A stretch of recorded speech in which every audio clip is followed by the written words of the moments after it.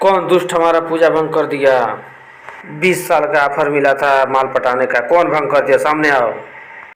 मैंने। रुको जरा, सबर करो। साला इसी हाथ से न मेरा केला तोड़ा था, ये हाथ तोड़ दूंगा।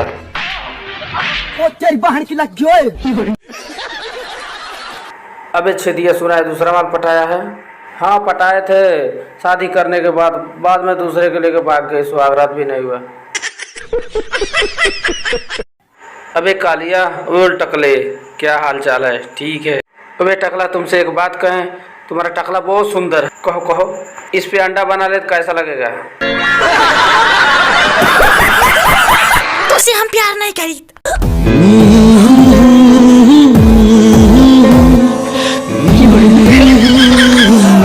वाह क्या सीन है। तुम्हारा चुमा तो चीनी से मीठ है जी।